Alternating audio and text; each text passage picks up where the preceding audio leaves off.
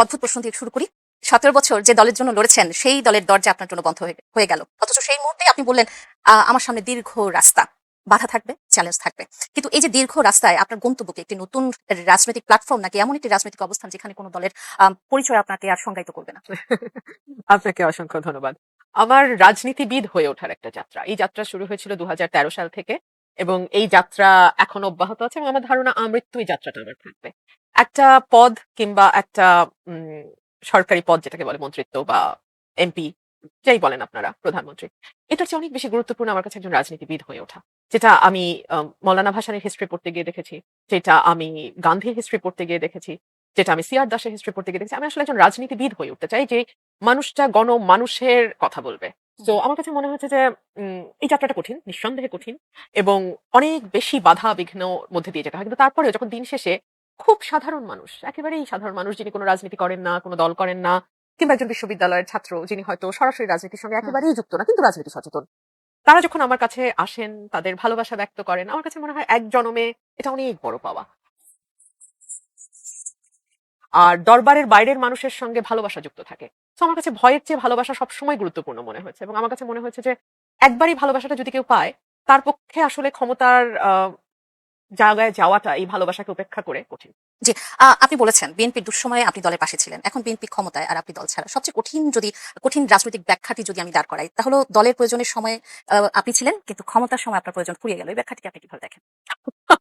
এটা তো আপনি দিয়েই দিলেন যে দুঃসময় প্রয়োজন ছিল, সুসময়ে প্রয়োজন শেষ এখানে কোনো হয়ে গেল। আক্ষেপ আছে আপনার? একদম না, একদম না। এবং আমার কাছে সবসময় মনে হয় যে আপনার যদি সংসদ সদস্য হতে হয়, সেটা সরকারি দলের সংসদ সদস্য হয়ে আসলে আপনার ঝিমানো ছাড়া পার্লামেন্টে তেমন কোনো কাজ নেই। সংসদ সদস্য হতে হলে এবং কোনো দায়িত্ব ছাড়া মানে মন্ত্রিত্ব ছাড়া যদি হতে হয়, সেটা সব সময় বিরোধী দলে থেকে হতে হবে আপনাকে। আপনার রাজনীতিবিদ হয়ে ওঠাটা কিন্তু সবসময় বিরোধী দলে থেকে হয়, সরকারে থেকে কখনো রাজনীতিবিদ হওয়া যায় না। কিন্তু আপা আপনি সবসময় একটি প্রশ্ন রেখেছেন, কয়েকবারই আপনি বলবার চেষ্টা করেছেন যে আপনাকে বলতে দেওয়া হয় না, বা সেই কারণে আপনাকে সময় চাইতে গেলে হয়তো একটি সমস্যার মধ্যে পড়তে হচ্ছে। সেক্ষেত্রে কি আপনার মনে হয় যে আসলে কোনো দলের হলে আপনার ভালো হতো?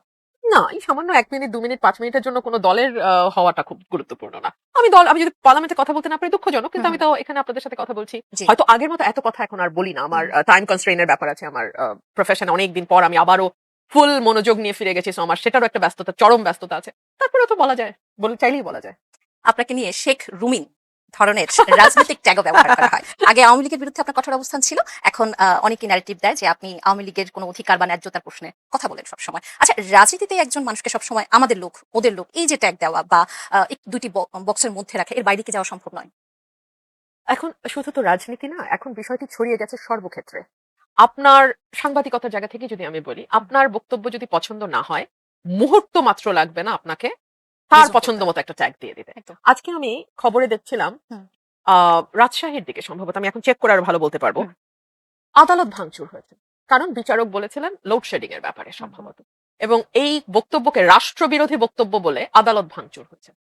সো আপনি বুঝতেই পারেন যে আমাদের মত প্রকাশের স্বাধীনতাটা কোথায় গিয়ে দাঁড়িয়েছে। সংকুচিত। এভরি সিঙ্গল ডে সুপ্রিম কোর্টে এজি অফিসে যারা নিয়োগ পায় নাই বা যাদেরকে বাদ দেওয়া হয়েছে, এভরি সিঙ্গল ডে তারা সুপ্রিম কোর্টের সামনে ব্যাপকভাবে সমাবেশ করছে। Every single day. এরকম তো ছিল যে আদালত প্রাঙ্গণে আসলে কোনো মিছিল মিটিং করা যাবে না।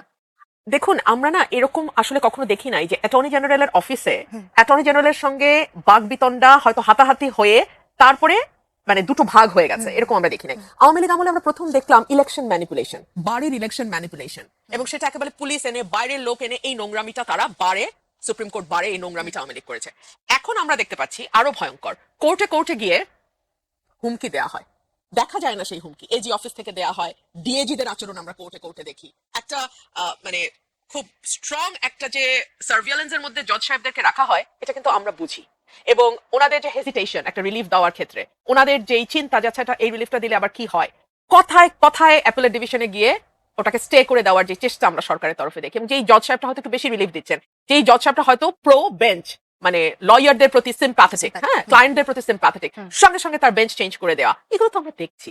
সো এগুলো কোনো ভালো বার্তা দেয় না। আমরা না স্বাধীন বিচার বিভাগ নিয়ে দীর্ঘ সময়ে সংগ্রাম লড়াই করলাম, আমরা না সেই মাজদার হোসেন 1999 সালের সেই জাজমেন্টকে ইমপ্লিমেন্ট করার জন্য শেখ হাসিনা আমলে জাজমেন্ট দিল, হলো না। খালেদা জিয়ার শাসন আমল গেল 1 থেকে 6, 2001 থেকে 6, হলো না।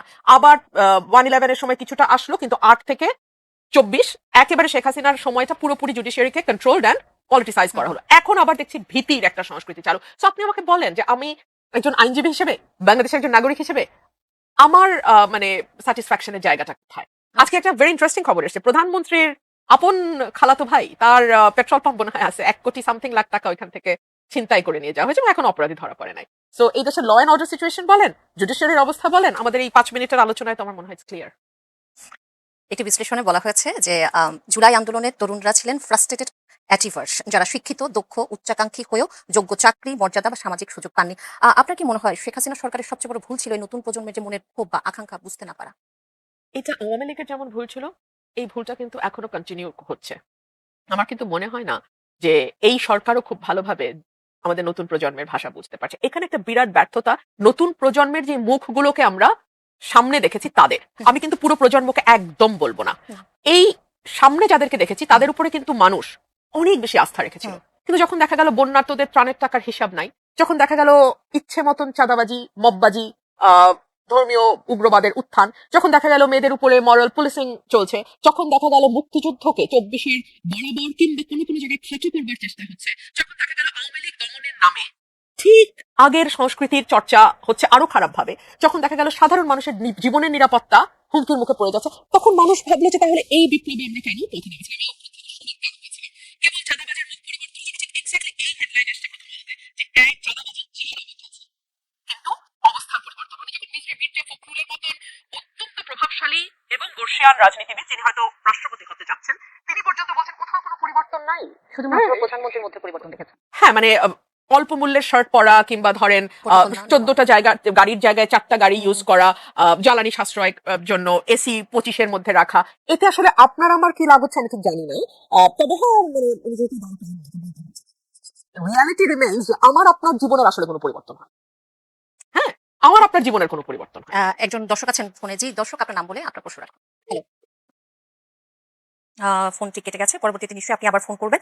যখন মুক্তিযুদ্ধ 24-এর কথা আসে, একটি প্রশ্ন আপনাকে করতেই হবে, সেটি হলো রাজশাহী বিশ্ববিদ্যালয়ে জুলাই গণঅভ্যুত্থান নিয়ে যেত এটি চিত্র প্রদর্শনীতে 71 ও 24-কে দাড়ি পাল্লার দুই পাশে রাখা হয়েছে, যেখানে 24-এর পাল্লাটা ভারী দেখানো হয়েছে। শিল্পী বলছেন এটি প্রতীকী, মুক্তিযুদ্ধকে খাটো করার উদ্দেশ্য ছিল না। কিন্তু এই যে 71 এবং 24-কে বারবার মুখোমুখি করা হয় এবং 71-কে খাটো করবার যে প্রবণতা দেখা যায় অনেক সময়, এটি কি অশনি সংকেত নয়?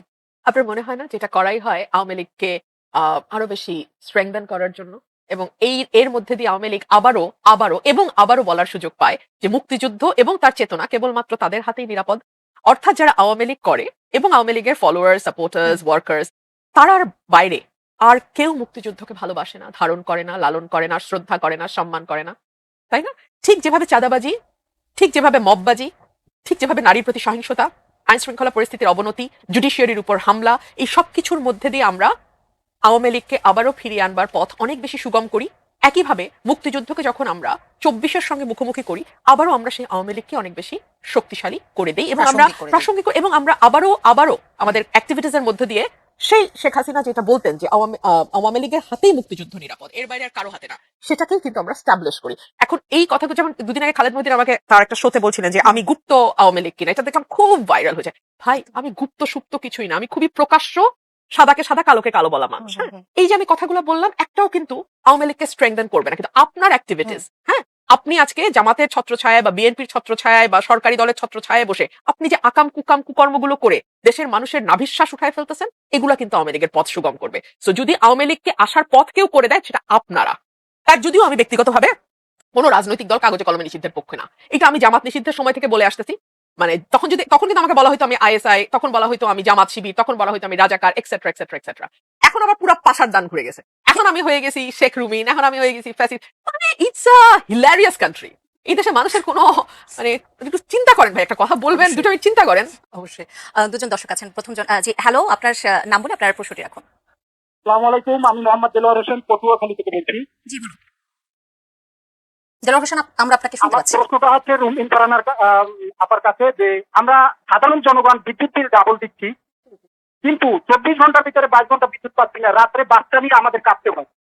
এই বিষয়ে আপনি জাতীয় সংসদে কথা বলবেন কিনা? 2 নম্বর প্রশ্ন হচ্ছে যে ফেসিস গেল, সে বিদায় নিয়ে গেল, কিন্তু বাংলাদেশের অস্তিত্ব ইতিহাস 32 নম্বর ভাঙচুর হলো, বাংলাদেশের সোনার ছেলেরা আর্মিরা তাকিয়ে তাকিয়ে হাসলো আর দেখলে। ডক্টর ইউনূস এবং তার প্রেস সচিব শফিকুল আলম বলল এরা প্রেসার গ্রুপ, তো তাহলে সন্ত্রাসী তারা উস্কে দিলেন।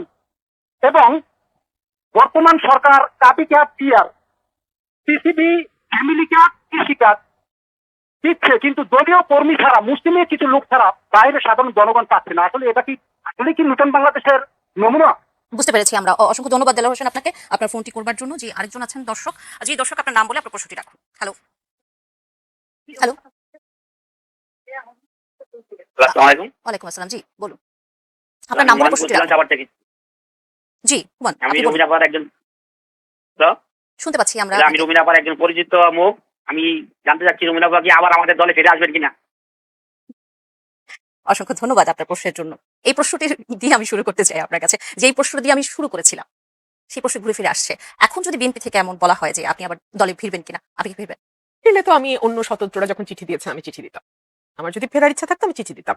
সো ফিরবার আর আমার মনে হয় না কোনো কারণ আছে। আচ্ছা, দেলোয়ার হোসেন সাহেব যে কথাটি বলছিলেন নতুন বাংলাদেশ, আমি সপ্তাহে 3 দিন গ্রামে থাকি। এইবার আরো লম্বা সময় 5 দিন ছিলাম। যাদের বাসায় আইপিএস নাই তারা কিন্তু বুঝতে পারে লোডশেডিং কাহাকে বলে, কত প্রকার ও কি কি। 10 থেকে 12 ঘন্টা, সামটাইমস ইভেন মোর কারেন্ট থাকে না।